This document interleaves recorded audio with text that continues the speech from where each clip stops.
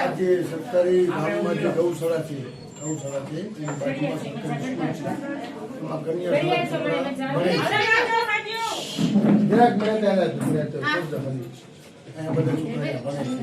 ત્યાંથી સ્કૂલ બનાવવાનું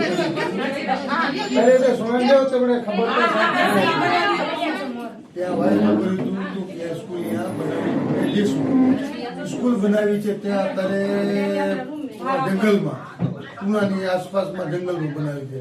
હવે સાહેબ જંગલમાં છોકરા એકલા ના જશે, બરાબર છે. ત્યાં એનો વાયદો હતો, સ્કૂલ વારખરી તોડી નાખી છે.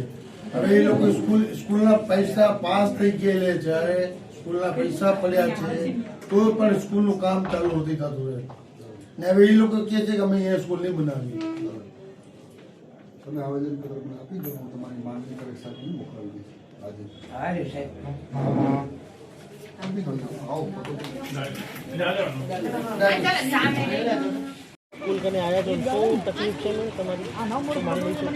મારું નામ નસીમ અલી ચાવડા છે.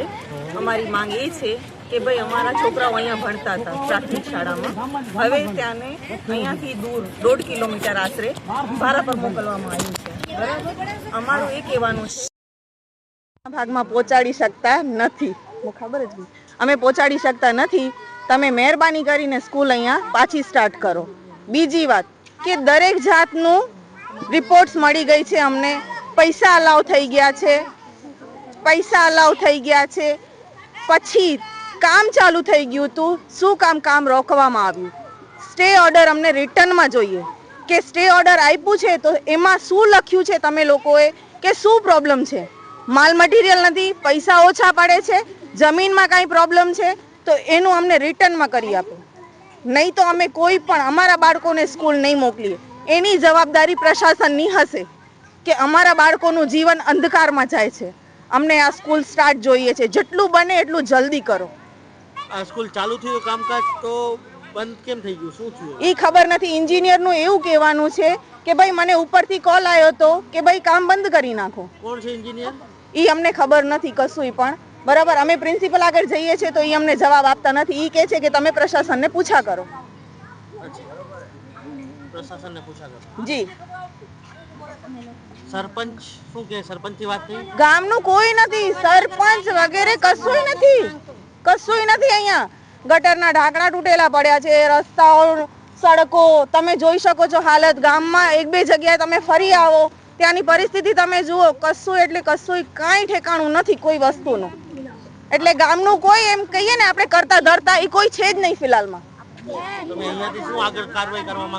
અમે અહીંયાથી આગળ મામલતદારે જઈએ છીએ, બરાબર, હમણાં જ જઈએ છીએ કે ભાઈ અમે એક દિવસ પણ બાળકોને ઘરે બેસાડવા માંગતા નથી, તે છતાંય પ્રશાસન કાંઈ નહીં કરે તો અમારે બેસાડવું પડશે અને અમને આ સ્કૂલ જોઈએ છે.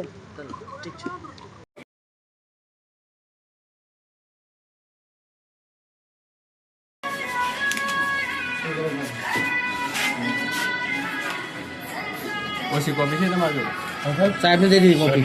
ઓકે, વાંધો નહીં. તમે રિસીવ કરી તપ્પો માઈને દઈ દો અમને. એ અમે પાછી દેવાની, સાહેબને ઓરિજિનલ આપી દીધી છે, અમે રિસીવ દઈ દીધી.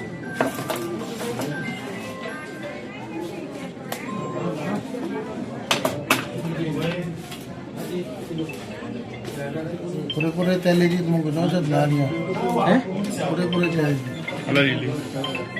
चलेगी. हाँ हाँ, और सोशल मीडिया में जाओ. Thank you sir.